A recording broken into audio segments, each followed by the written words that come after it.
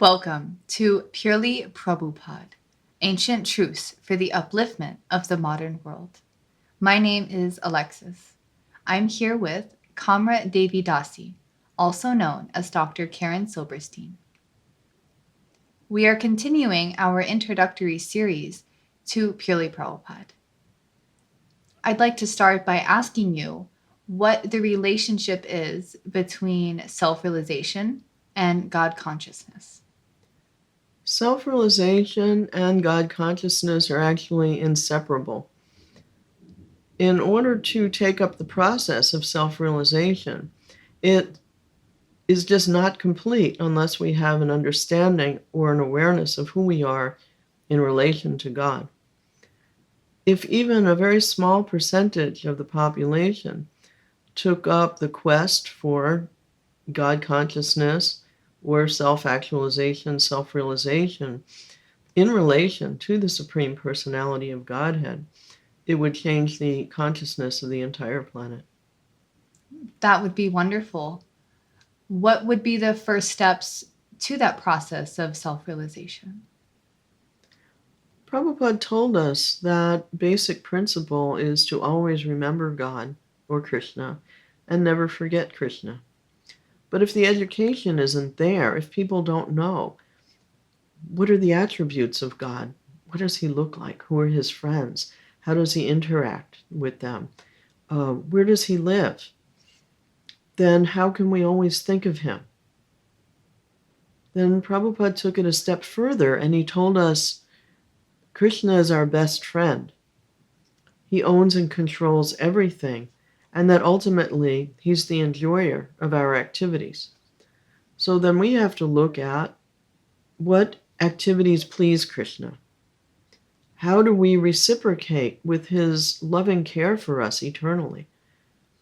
And then how to become aware of sentimentality, dogmatic indoctrinations that may be actually hindering the reawakening of our love of Godhead.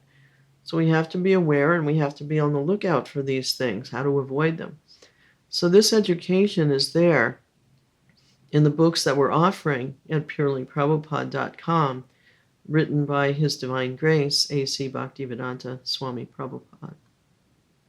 If the basic principle is to remember God and never forget him, how does this practice of trying to remember him affect the soul?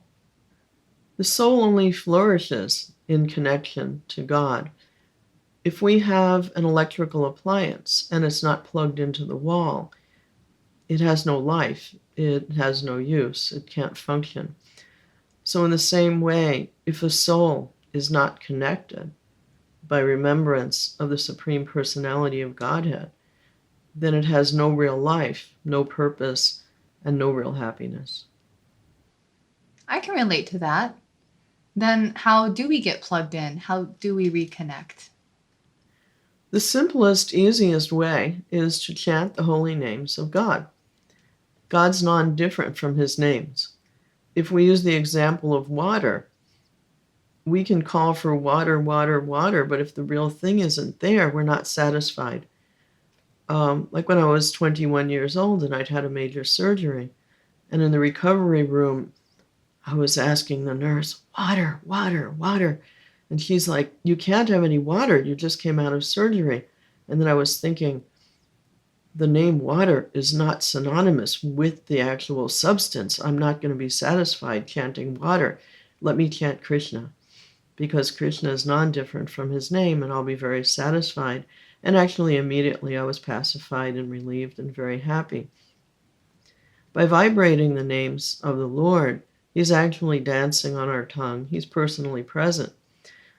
This sound vibration comes directly from the spiritual world, and by chanting, we can gradually return to our pure state of consciousness. Even in the Bible, there's reference, hallowed be thy name, so there's no discrepancy here in glorifying God by chanting his names. I like to use the name Krishna, and that's the recommended name for Krishna for chanting now. It's a name for God that means the most attractive person.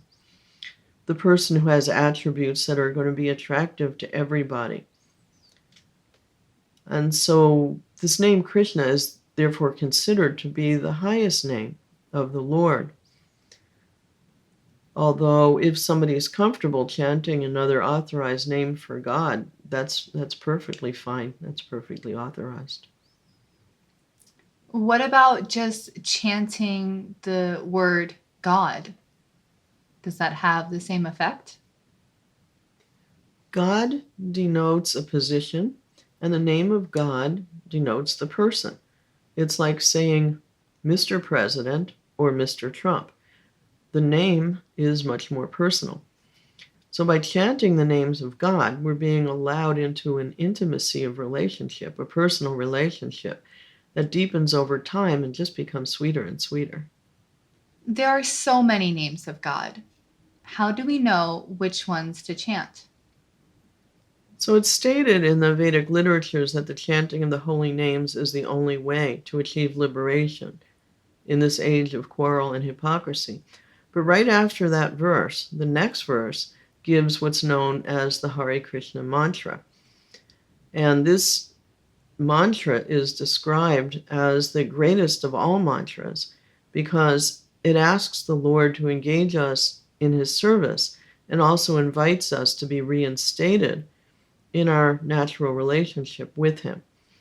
So this mantra is given Hare Krishna, Krishna Krishna, Hare Hare, Hare Rama, Rama Rama, Hare Hare. The name Krishna is considered to be the most complete name of God because it addresses not only his supremacy, but also his loving exchanges with all of us. This mantra is so beautiful. How does one begin chanting this Hare Krishna mantra? Generally, one would begin by himself or herself with a soft meditative chanting that we would call japa.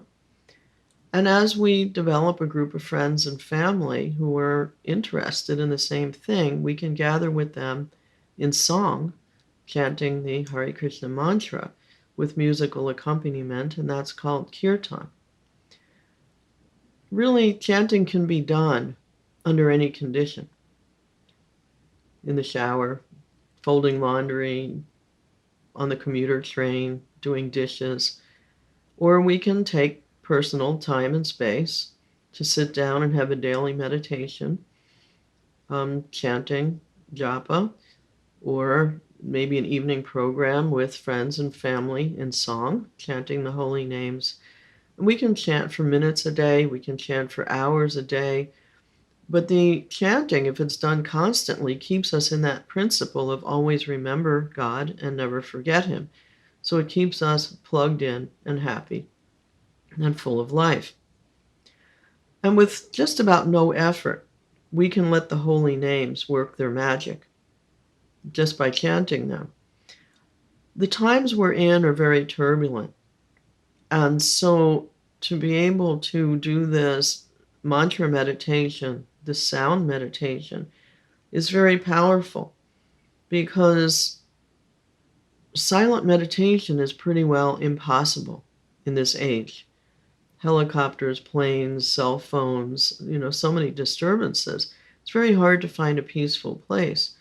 And so silent meditation is not even recommended in this age for the process of self-transformation or self-realization. But the chanting of the holy names are. It's a great act of kindness on the part of the Lord that he's given us his holy names that can be chanted under any conditions. This is so wonderful. I'm so grateful you're here sharing all of this information with us. Thank you so much. And Hare Krishna. Hare Krishna, my pleasure to be with you.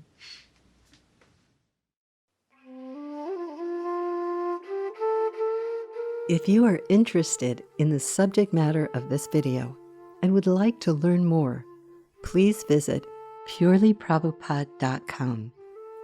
Ancient truths for the upliftment of the modern world.